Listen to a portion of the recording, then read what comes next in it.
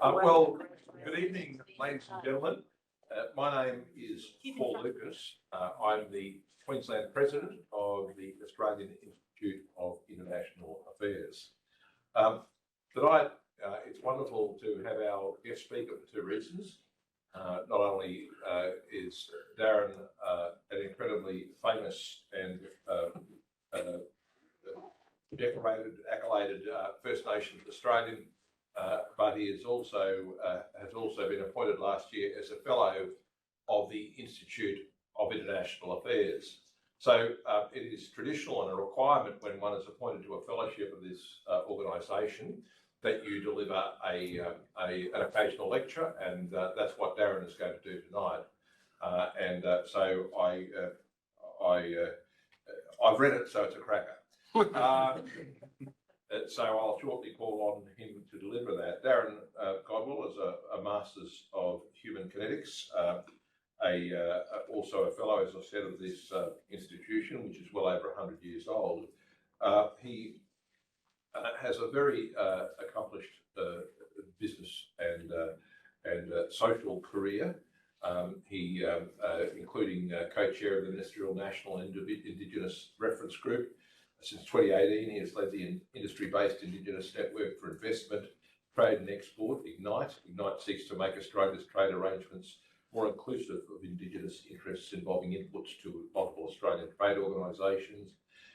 He's the chair of the board of the Indo-Pacific peoples and helped them turn their resort into a profitable multi-million-dollar tourism asset. He negotiates for Indigenous Australian inputs to free trade agreements, supporting Indigenous inclusions through their network for investment, trade and exports. He's worked with the Strongest Partner Institute into Australia's biggest Indigenous initiative in education, 1,500 plus educated trade, many more students, substantial amounts of money in revenue. He's left revenue for the from $3 million to $22 million per annum for the Aboriginal and Torres Strait Islander Legal Service, ATSLS, for those of us who are in the legal area. He was a Richard Mern Fellowship with media company Bertelsmann AG, working across their global operations in strategy, new business and CSR on assignments in Germany, Barcelona, Shanghai, London and New York. And he established Australia's first Indigenous-controlled NGO to support Indigenous community development, and pioneered their first social venture capital fund, the Lumbu Indigenous Community Foundation. He is also been very active in the West End Community Association. He's now the Chief Executive Officer of I2I Global. I should say that I acknowledge that we are meeting on Yagara and Burrabul land, and I acknowledge their elders, past, present and emerging, sovereignty never ceded. It is now my great pleasure to welcome Darren Godwell FAIIA to deliver his occasional address. Darren.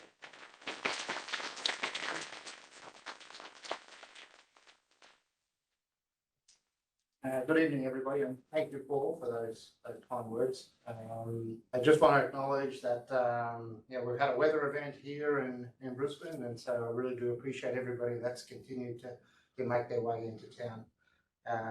And I also just want to acknowledge that today is Valentine's Day, and some of you are spending time with me tonight instead of your loved ones, at least for the next 45 minutes. So I'd like to begin with the formalities and to acknowledge and honour all Aboriginal and Torres Strait Islander peoples in the audience, both here and online. I pay much respect to you and your families, your ancestors, and the spirits upon the lands and waters of your people. To each person in the audience, again, thank you for honouring me with your time and with your attention. Again, I'm humbled by the invitation of the Institute to share some thoughts on this topic. And I just want to acknowledge that the Institute provides important spaces for ideas to be circulated, tested and improved. And I hope that tonight's speech might add to that process. I'm a big believer in the value of debate and the place of critical thought in liberal democracies. So let's jump in. So the circumstances surrounding Australia's national interests are changing. There is change in our geopolitics. Australia finds itself at the centre of the geopolitical stage. With the return of the US into our region, it creates a significant change and will have many implications, both positive and negative. And it will also create opportunities. There is change in Indigenous affairs. A national debate on constitutional change is currently underway. There are national agreements in effect and substantial new architecture being proposed. There is change within the global investment community. Matters of risk, inflation, ESG, and social license are dominating investment considerations, as is discussions around transitions and low carbon intensity economies. Many of these changes are, in fact, being driven by changing demands of investors. There is change within our economy. The impacts on our supply chains through the last 3 years have brought sharp spikes in costs that have driven inflation and subsequently dragged interest rates higher. This morning, in fact, I was talking a little bit about this and talking about the incredible weight of responsibility that the Reserve Bank Board has in weighing up monetary policy and its adjustments to try and get back with that targeted reign of inflation. So it is within this context of change that I make today's comments. And it's in tonight's speech that I've structured my comments around 3 objectives as follows. An outline of the colonial context and First Nations pretext. Does it matter that sovereignty was never ceded? Second, to revisit the task set by the new federal government in its foreign policy. What are the public policy objectives of centring First Nations in Australian foreign policy? And last, I'll also canvass some of the opportunities that may come as a result of this evolution in policy outlook and the new policy settings. So first, to the colonial context. There is certainly plenty happening in Indigenous affairs. Much of it is yet to happen. Most of it is contested, it seems. So where do we begin? How about we begin with Lieutenant James Cook setting forth from Great Britain on a great journey. On board his ship, Cook held 2 sets of orders. One set of orders talked of the solar eclipse and charting new lands. The second set, a secret set, issued from the English Admiralty, covers matters of international affairs and matters of state. A direct quote from over 250 years ago. You will also, with the consent of the natives, take possession of convenient situations in the country in the name of the King of Great Britain. The orders set the grounds and the means for entering into relations with other sovereign peoples that may be encountered in the journeys just begun. I use that word sovereign advisedly. It matters, and I will expound on its importance shortly. This standard of consent, and from whom the consent must be sought and given, is pretty clear. Also of note are the boundaries and the limits of acquisition. I draw your attention to the words used. Convenient situations. This is a narrow circumstance limited to places of convenience. It is not a blanket charter to grab as much as you can find or claim. Certainly not an entire continent, arbitrarily acquired through abstract declarations made upon a small island in the far north, as happened on Possession Island in Zenith Keth, otherwise known as the Torres Strait. In supplementary materials sent from the 14th Earl of Moreton, Lord James Douglas, yet to be honoured with the naming in Queensland of Moreton Bay and Cape Moreton, he spoke specifically of any encounters with other peoples and civilizations. Moreton says, they are the natural and in the strictest sense of the word, the legal possessors of the several regions they inhabit. No European nation has a right to occupy any part of their country or settle among them without their voluntary consent. In concept, these documents present as lawful orders and a guidance note as to the intent and the spirit of those orders. The hinge in both documents is the concept of consent. In international law at the time in question, consent wasn't the only means to annexation. Other means included war and conquest and occupation. Even today, discussion continues in this country regarding matters of law and conquest, colonisation, and the requirements for consent by the legal possessors of the several regions they inhabit. To date, no First Nation in Australia has entered into a treaty or an arrangement between parties that would meet any definition of consent, as Australia has yet to arrive at a settlement in accordance with those standards of international law. Other accommodations have been sought. Australian-made law, that is statutes of parliaments, have many volumes seeking to address Indigenous interests in the colonial project, that is the federation of former colonies into the Commonwealth of Australia. So back to the responsibilities of Lieutenant Cook and then Arthur Phillip. I think it is reasonable, even in the late 1700s, that it was well within the abilities of trained professional officers of the Crown to negotiate matters of state when establishing new colonies in the name of the King. I'm not alone in this opinion. The Crown of England also thought it was a reasonable expectation of Lieutenant Cook. That's why they issued orders to that effect. Orders that were lawfully issued and expected to be followed. These are matters of deep consequence that persist, notwithstanding many efforts to wish them away by ignoring them or by distraction, including assertions of English colonial supremacy. For the duration of Australian colonial and modern history, the path to a just and honourable threshold of consent from the natives has eluded non-Indigenous Australian officers, statesmen, diplomats, prime ministers, and governments. Maybe we're about to witness that change.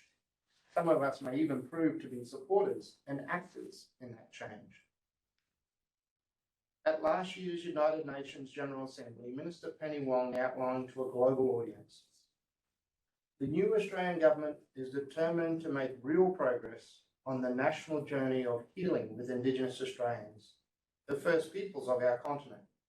As Foreign Minister, I am determined to see First Nations perspectives at the heart of Australian foreign policy. The Australian delegation also included, for the first time ever, an Indigenous Member of Parliament. Senator Pat Dodson accompanied the Minister, and they both spoke passionately through many meetings on that mission of the importance of Indigenous inclusions and development of the architecture to support increased Indigenous outcomes. I think it's fair to accept Minister Wong at her word. When Penny says the new Australian government is determined to make real progress, I believe her. Clarity and purpose are hallmarks of effective leadership. And I wonder if this speech was not also a rallying call to officers within DFAT, a bit of a get on the bus moment. Truth be told, sometimes change is hard. Sometimes life might be pretty good in the status quo. The colonial experience created generational wealth for some. For others, the experience of colonisation has been deadly, dispiriting, and downright lethal. The point being that colonial experiences were not the same for all involved, and that for some Indigenous peoples, moving beyond colonisation is not about a lifestyle choice, but is in fact a matter of life and death. With that colonial context, let's turn our attentions to the new policy at hand. In the absence of First Nations consent, whether that be in agreements or treaties with each sovereign nation as they stand on their own lands, how is Australian foreign policy to centre Australia's First Nations? John McCarthy's eulogy for Dick Walcott described the eminent diplomat's presence in Australian foreign affairs engagements across the last century. Walcott presents as the consummate diplomat and professional, and I believe what's in front of us will require officers of a similar ilk and calibre. If we move to the second point around centering First Nations in Australian foreign policy, in the last days of last year's federal election campaign, the Minister for Foreign Affairs and the shadow spokesperson were making their pitches at the National Press Club. At this event, Penny Wong spoke of First Nations interests, proposal for a voice, and the possibilities of a new government and new policies.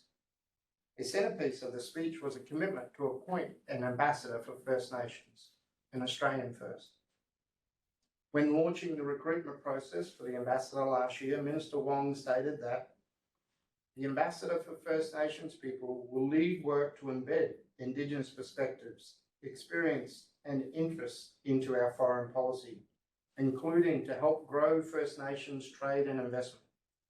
The Ambassador will also lead Australia's engagement to progress First Nations rights globally.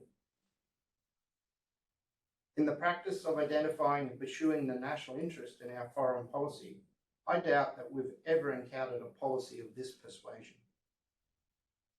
Let's unpack what's being asked of the Secretary of DFAT, the officers of the department, and in turn, the Ambassador for First Nations. Firstly, the Minister and the policy is talking of embedding Indigenous perspectives, experience and interests into our foreign policy.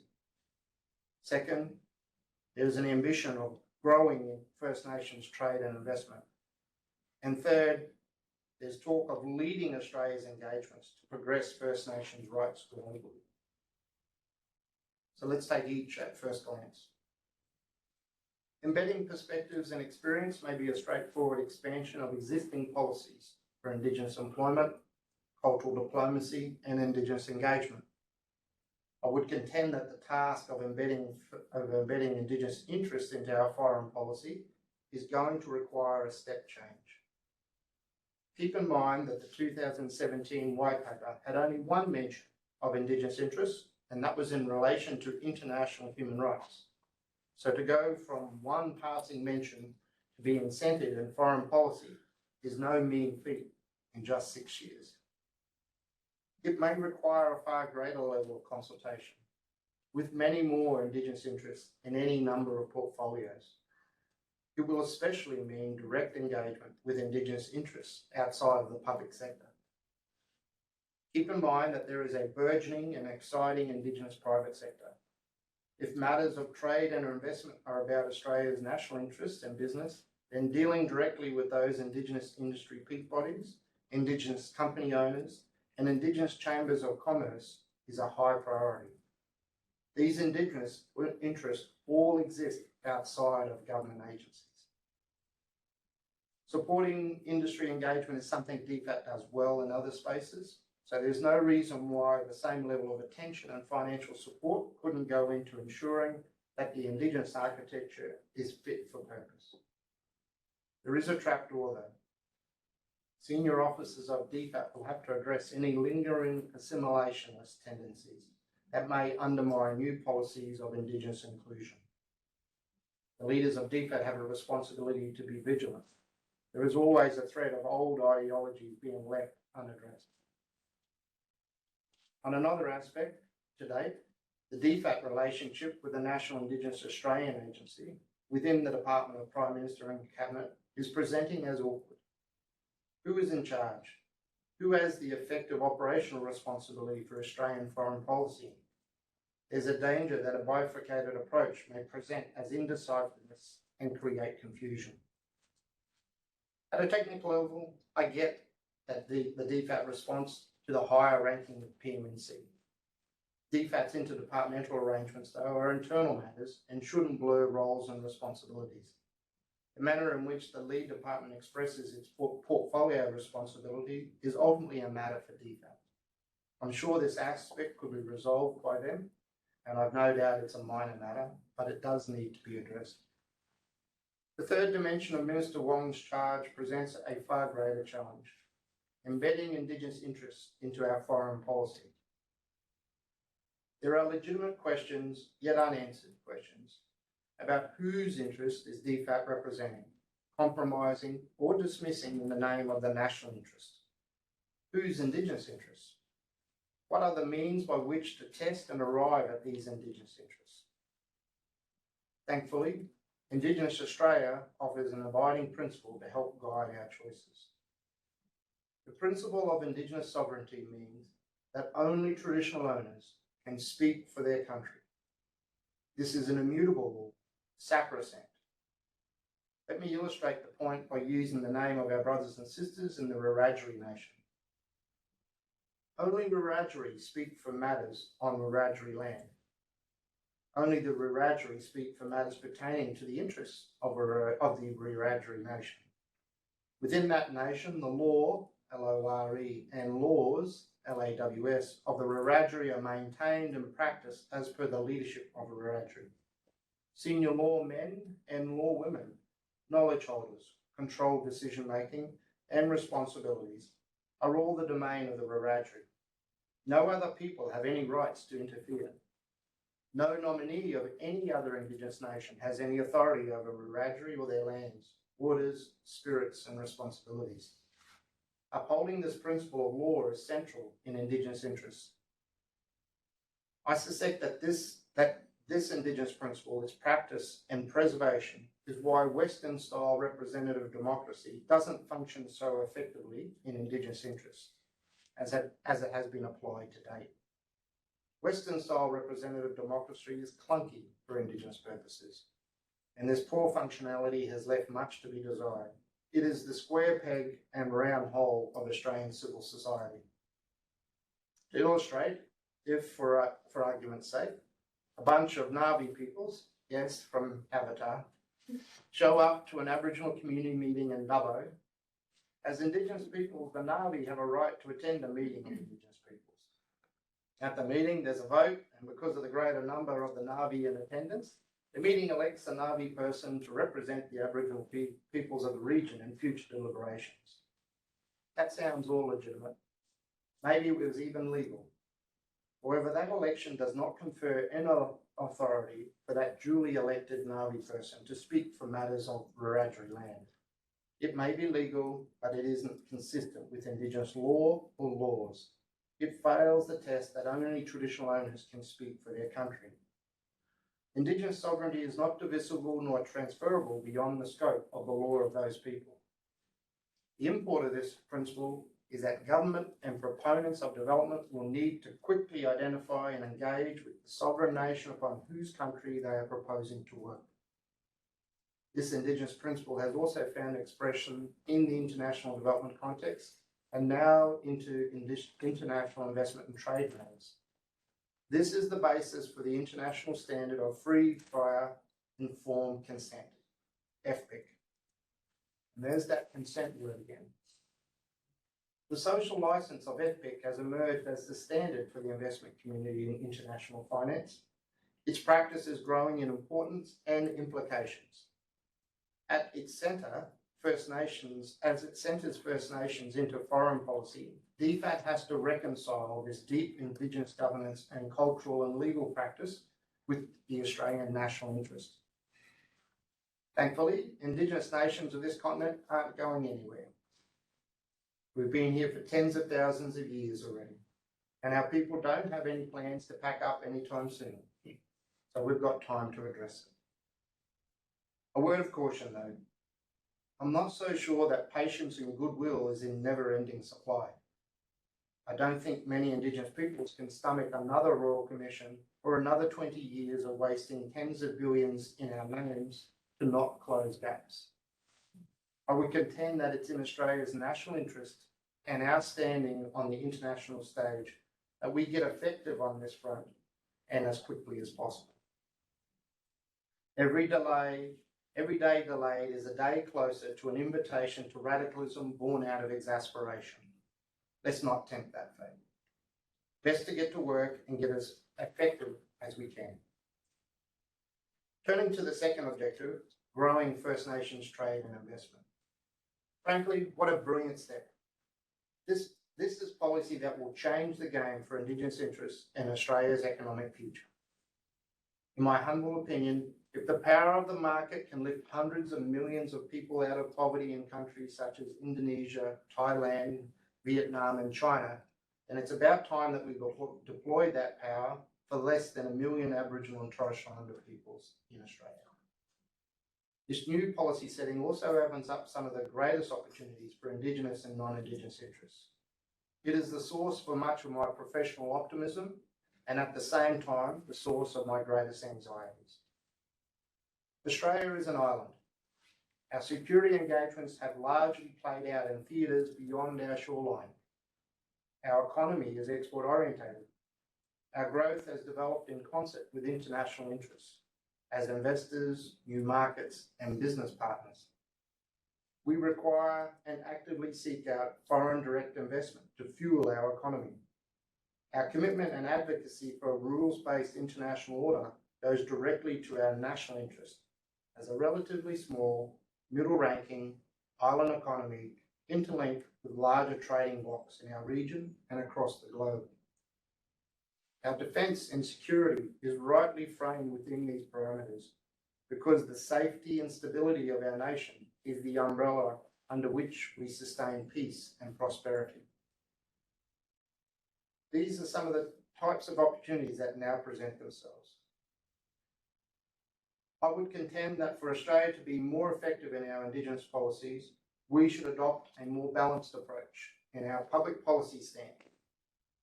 We should give equal weighting, attention and resources to both social policy and economic policy. If the colonial experience for Indigenous interests has taught us anything, surely it's taught us that economic exclusion and exploitation creates poverty, alienation and monumental social and economic costs that far outweigh the benefits of economic inclusion. To get there, Australia will have to chart a commitment to Indigenous economic policy development equal in magnitude to that of social policy. If Treasurer Jim Chalmers sees opportunity in a new approach to capitalism, then surely there's opportunity for more Indigenous inclusions.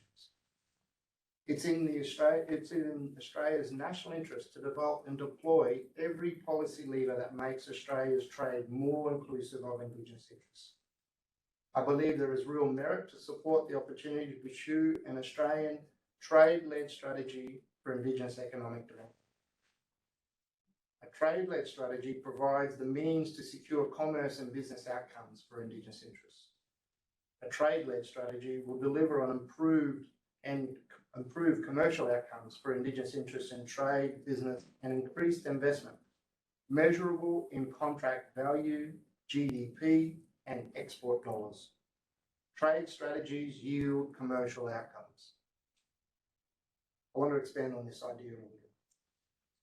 There is a difference between a trade strategy and other strategies, such as a legal strategy or a scientific strategy or an academic strategy.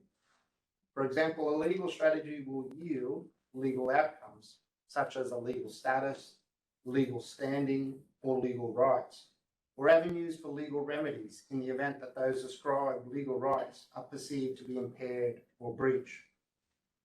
Claims for patents and trademarks are legal rights that afford the holders to legal recourse.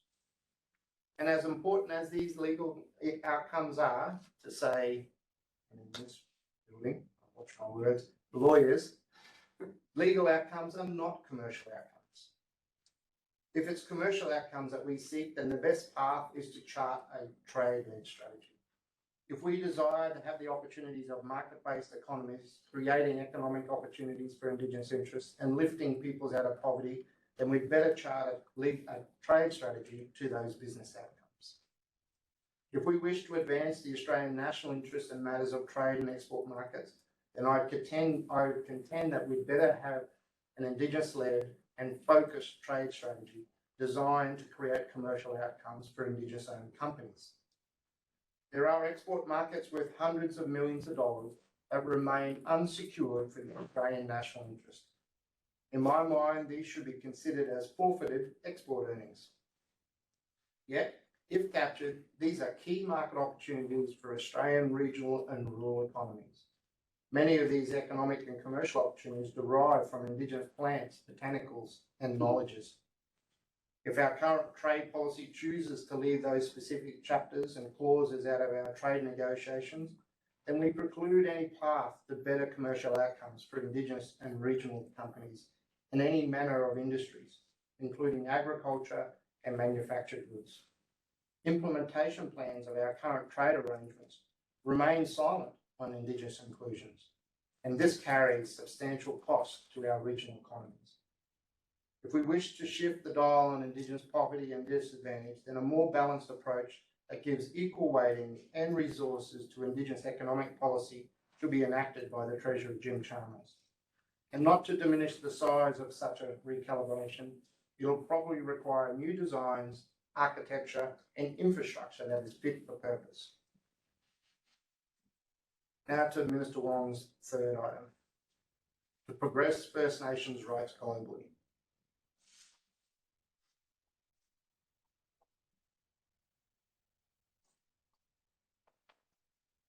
I was once in a discussion with a preeminent Indigenous lawyer, unpacking the elements of treaties, sovereignty, and the options for modern Australia. The discussion got to an impasse. Notwithstanding the reasoned legal basis for modern treaties, there was a consternation about the trigger for such a process. And whilst we could develop a logic or a framework or a process, we were left with an uncomfortable truth. Matters of state are ultimately about people. And it's people in all their overconfidence and anxieties that drive these processes. Perceived and actual threats, ambitions, constraints. The ideas, issues, and priorities of people are expressed through our political economy, and diplomacy and international affairs are essential to its practice. It is for this reason that there is a nexus between our conduct on the global stage and our domestic policies. How we as people treat each other is important. It matters. The moral weight of our arguments on the global stage are measured against how we resolve issues with us, the First Nations people at home. How and who we align with, the power we have or seek through association. Our abilities to influence and shape affairs, international affairs, in accordance with our national interest is measured in the outcomes that we secure. At the heart of these elements is the art of diplomacy, in the soft power sense. Dick Wolcott's philosophy comes to mind when he said, "You deal with countries as they are, not as you wish them to be." The world sees Australia as we are, including our unresolved affairs with Australia's First Nations. For Australia to continue its contributions to the global community, our nation will be well served to address the challenges of Indigenous peoples' unresolved interests, including on matters of sovereignty. This is an opportunity for Australia. The means for redress are through diplomacy and negotiation, arriving at honourable agreements between individual sovereign First Nations and the modern state of Australia. Substantive elements of such a process have been spelled out in the current proposition for voice, treaty and truth. This government has also committed to this set of policies. Minister Linda Burney has already countenanced the crossover between the two sets of policies. Here is what she said last year. Appointing an ambassador for First Nations people is an opportunity to ensure the unique perspectives of Aboriginal and Torres Strait Islander peoples are included in our international engagements. An ambassador for First Nations people will be supported to engage with like-minded countries to share our commitment to the Uluru Statement from the Heart in experiences of treaty and truth-telling processes. To achieve against this policy objective, to progress First Nations rights globally, Australia's foreign affairs professional will do well to support both domestic policy in this space and to pay attention to the policy shifts in Indigenous affairs. Just as the domestic landscape of Indigenous affairs is shifting, so too the same is happening at an international level. Indigenous peoples are becoming more active in matters of investment, trade and commerce. Indigenous peoples are rapidly resuming their economic interests. Indigenous peoples are becoming proponents of their own development. The shifts in the economic landscape towards a low-carbon economy is opening up all manner of economic opportunities on the lands and seas of Indigenous peoples. In the same vein, greater Indigenous inclusions is also cause for Australian interests. Again, Indigenous peoples are not going anywhere.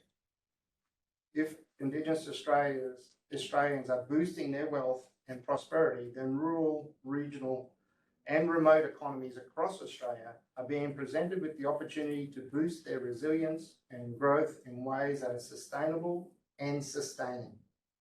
This is an opportunity for Australia.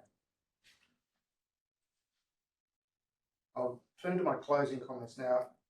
So in summary, this was a considered, not a conclusive set of comments on what I perceive to be an exciting chapter of Australian foreign policy. Australian government policy development and leadership is tasked with the broader challenge of relevance for the times in front of us, rather than the comfort of last century's agenda. The contemporary circumstances are fluid and matters are developing fast. Some say faster than ever before. I believe that Australia will advance and shape our national interests when we advance First Nations interests in concert. This is both an opportunity and a challenge. I sincerely believe that Australia is a better place to boost our contributions to international deliberations on First Nations rights after we've delivered on the current set of policies. This means meeting Indigenous sovereignty in ways that upholds the place of individual sovereign nations, yet allows mutual and honourable agreements between us. This includes taking a balanced approach to our National Indigenous Affairs platform, a balance that gives equal weighting to economic policy and social policy, including adopting a trade-led strategy to secure Indigenous commercial and business outcomes. And this includes delivering Indigenous inclusions in matters of trade and investment, actual clauses and chapters within trade arrangements. I hope that I've struck the right balance and tone tonight. And again, I thank the Institute for the opportunity to speak, and I thank you for your time.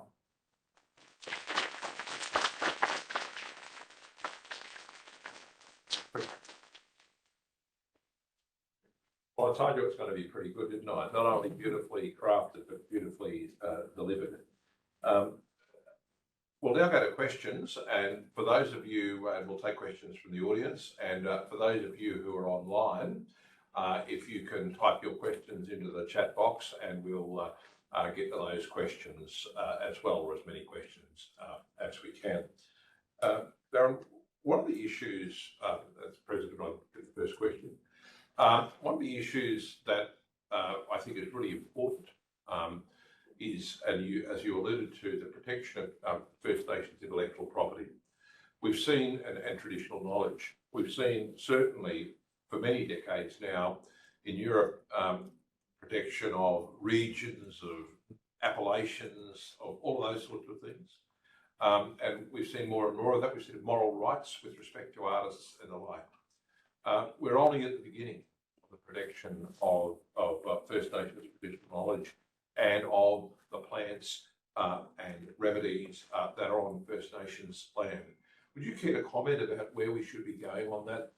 You know, what is the essence of how a government should be protecting those interests? Thank you, Paul. I think in legal terms, that's called a Dorothy Dixer. Yeah, this very important dimension in trade arrangements that Paul is speaking of is known as geographic indicators. And the Europeans were pioneers in this space, and they very much looked to secure their commercial interests. So it's most commonly referred to as the Champagne Clause. So, and when they made their first arguments, they made them in trade negotiations. They didn't make them in courts of law, and they didn't make it in places, international fora around intellectual property. They actually said that this is a matter of trust, is that when a consumer buys a bottle of champagne, they expect that contents of the bottle are from the region of Champagne. And so they wanted to preserve that level of trust, that bond of trust between the consumer and then the producers of champagne. So Indigenous intellectual property and Indigenous knowledges around botanicals and plants is in a very similar vein, and is very much about protecting that authenticity and that trust, that when you buy Kakadu plum or you purchase a manufactured good like a skincare product, and it promotes and markets the active ingredient as being Kakadu plum, then a level of trust must be preserved with consumers that those active ingredients are actually from the place that they claim to be from. And so ultimately, intellectual property rights and the opportunity for some of those commercial rights and those commercial protections should be carried in our trade arrangements. So the Europeans started with champagne. They now have 16,500 items. And it extends from wines to cheeses to salamis to breeds of chicken and breeds of pigs and any number of items. And it is worth several $1 trillion a year to those economies in regional and rural parts of Europe. That is the opportunity that we are forfeiting. if we as Australians cannot understand that the Australian national interest goes to Kakadu plum and securing all of those existent markets for the use of that product, and that would not be to the advantage of producers and growers and manufacturers of goods in Australia, then somebody needs to come up with another argument, because I'm at a loss. So Indigenous interests around geographic indicators is very much a factor of a current Australian trade policy, and until the current government and the current trade minister comes out explicitly and says we will advance Indigenous interests around geographic indicators, then we will continue to forfeit our regional economies, our rural economies will continue to forfeit those export markets for who knows what, manufactured who knows where. I probably would say parenthetically as well, of course, that in France, it's not just the winemakers who benefit from the regional appellations, it's everyone in that economy. So everyone in the economy benefits from protection of First Nations intellectual property and traditional knowledge, not just First Nations people. Jeffrey, you had a question? Jeremy. Jeremy, sorry. Thank you for a very informative and superbly presented presentation. Those of us who have travelled through Central Australia and Kakadu get a sense, and I think that's been reinforced a little now, of something of a two-speed development within the Indigenous community. And I think you speak really of those people who are extremely aware of where you might lead.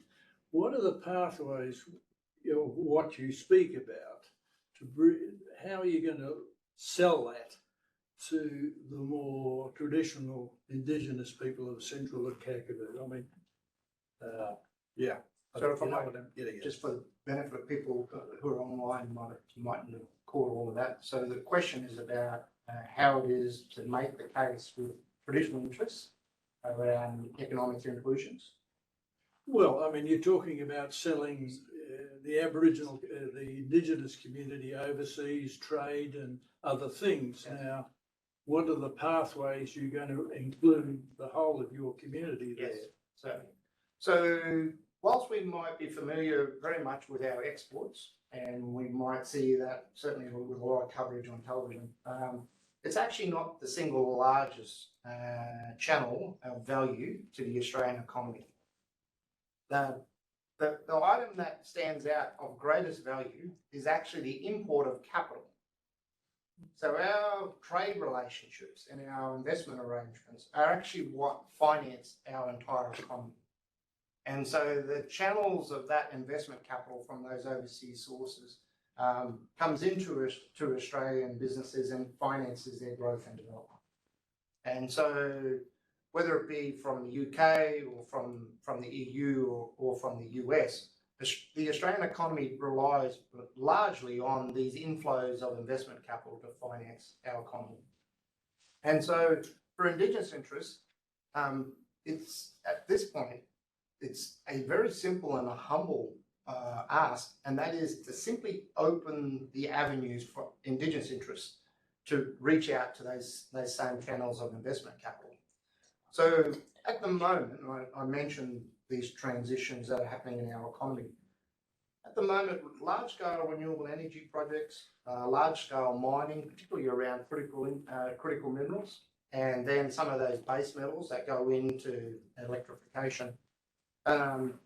These are substantial multi-billion-dollar initiatives that are happening on Indigenous country. And at the moment, we don't have a mechanism which allows traditional owners to co-invest into those projects on their country. And furthermore, because we are not very well connected into those more familiar investment channels for investment and capital from overseas, we're not speaking to potential investors from the markets of Europe and London and New York to say, listen, bring your investment capital to projects that carry the endorsement of traditional owners on their country. Bring that capital to projects that are less risky because they have already established the free, prior, informed consent of traditional owners. And bring that capital to projects which actually help in an economic way for those opportunities in those regional economies. And that's because we don't have the architecture at the moment. At the moment, we're still working to design and to open up those avenues. But frankly, once we do, then capital has this crazy impatience. It needs to get to where the returns are going to be as soon as it can be. And so capital is already making inroads in this regard, which is why they talk about, why the fund managers talk around free, prior, informed consent in Indigenous interests. So it doesn't matter that Rio Tinto didn't quite get it. It didn't matter that Rio's management didn't quite get it, or that their board didn't quite get it. It was actually capital that decided, as it was being managed by the superannuation funds and by other interests out of the UK, that they needed a new set of hands on the wheel because the old set didn't know what they were doing. And they were putting at risk those big projects that Rio needed to advance on the country of Aboriginal peoples.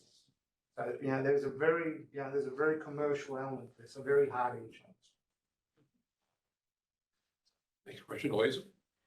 Thanks very much, Darren, for your speech. And I very much appreciated your historical background. I haven't heard those quotes from the orders for Cook, and they've reinforced what we obviously already know. Thanks also for straddling principle and practicality. It's a really challenging balance at times. In terms of the trade opportunities, I know you've been a very strong advocate around economic development and the need for this, and thank you for the elaboration on capital flows, FDI, and so on. If we look the other way about Indigenous businesses trading their goods and services internationally, what are you seeing as being the biggest opportunities and barriers for them to actually break into those markets in a more commercial way? And what sorts of interventions are you pushing with DFAT and your other interlocutors in government? Thank you. Thanks, Louisa. So, the first thing is that a couple of years ago, we did some targeted research with the Office of the Chief Economist with DFAT and with the Canadian Council for Aboriginal Business. And we replicated a methodology which went to trying to ascertain the interests of Indigenous companies and exports. So there were some standout conclusions from that research. Firstly, e-commerce is a very real thing, and it brings the threshold for getting into business way down. And anybody with a website can end up with a customer anywhere in the world. And so e-commerce is a critical first mover and brings great advantage to Indigenous interests. But of course, there's a constraint there about how do you deliver your good and service to them, even though you've sold it through an e-commerce platform. However, one of the other characteristics that the research uncovered is 56% of all of those Indigenous businesses that were export orientated, so that had either some e-commerce platform or ambitions to increase their exports, 56% of those companies were led by Indigenous women. So Indigenous women were first movers into that e-commerce space. And that does reflect a little bit of kind of what were the goods or the products that they were manufacturing and that they were selling. However, what that tells us is that if we support Indigenous businesses exporters, we disproportionately support Indigenous women. So very rarely do we end up with such an alignment, such an advantage. And so, this was important. So manufactured goods, foodstuffs, obviously some arts products, and then there were, in those manufactured goods, there's smaller items. But there's also intellectual property as well in there. So, for example, there's books and, there's materials which relies on Indigenous knowledges to present itself in different medium. So we know that there are opportunities. We know that large-scale agriculture is a prospect. I mentioned anxieties before, one of the sources of anxiety. So, really honestly, if anybody's had a quinoa salad in the last few years, quinoa is a cereal, is native to the Indigenous people of Peru and Bolivia, I believe. It's a multi-billion-dollar global superfood, and the Indigenous interests in both those countries get next to none of it. My deep fear is that of the many Indigenous cereals and grains that we have, that one of those will become a global superfood, and Australia's Department of Trade and our trade negotiators haven't bothered to use a geographic indicator to lock away the value of that. So that's a deep anxiety that keeps me awake. So I'll now use an illustration here around macadamia nuts. Yeah. So we're in Queensland, and it's an important thing because just about an hour north of here, an hour and a half north of here, is the tree that is the genetic source for 70% of the global macadamia industry. So it is a fruit. It has a creation story for the Kabi people of this part of Australia. They propagated and harvested these trees within the rainforest, within their natural estate. They brought that knowledge to the botanists for the Botanic Garden here in Brisbane. And the Botanic Garden has a couple of very old macadamia nut trees, which were planted at the same time that the botanists propagated several trees. That was explained to him by Indigenous peoples. And so the botanist from here sent one to his mentor in the Botanic Gardens in Melbourne, a gentleman by the name of McAdam. It's macadamia. And then a friend of his was in Hawaii. Yeah, In Hawaii. And now the $6 billion US global market in macadamia nuts and derivative products from macadamia is in the lion's share owned by interest in America. Now, $6 billion US a year is not so bad. And I'm not suggesting in any way that we shut down that market, but if consumers were presented with the opportunity to purchase the authentic bawpaw, its proper name is bawpaw, the authentic bawpaw, let's give it a popular handle, cashew, as grown and propagated in accordance with the traditions of the Kabi people, as per millennia, as per their creation story, maybe there's a premium market that might just take off 5% or heaven forbid 10% of that global market, because consumers have started to transition to authenticity and provenance. And so maybe there's an opportunity to do that. So those type of opportunities would create a wholesale crop whereby we would manufacture, harvest and process here in Australia, here in Queensland, there on Kabi country, just an hour and 20 minutes north. We'll go for a question online. I might say while we're waiting for the question online, I do quite like a wasabi bobble cashew as well, a bit of fusion. Online question? Yes. Hi, Darren. I've got a question from Tess Newton-Kane, who is the project lead at the Pacific Hub of the Griffith Asia Institute. She asked, how do you see this centering of First Nations in foreign policy as contributing to increased and improved efforts on the part of Australia when engaging with Pacific Island states? Thank you, Tess, and sorry couldn't be here in person. So there is a fantastic opportunity. The people-to-people relationship between Indigenous interests in Australia has something that predates our colonial history and modern Australia.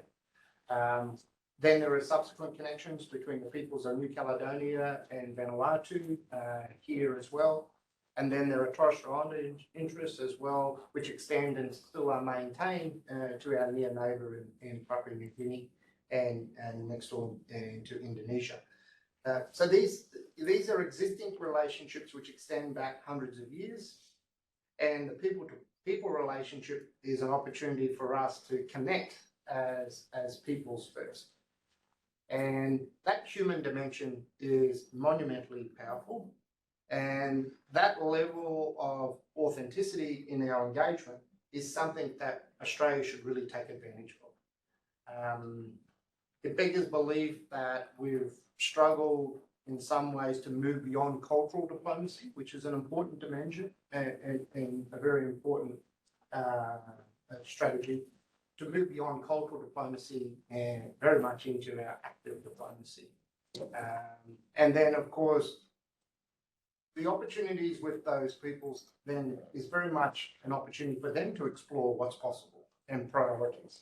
And I think it might shape our relationships And it might also bring a little bit of stability to the region as well. So I think both of those are possibilities, and both of those are well worth pursuing.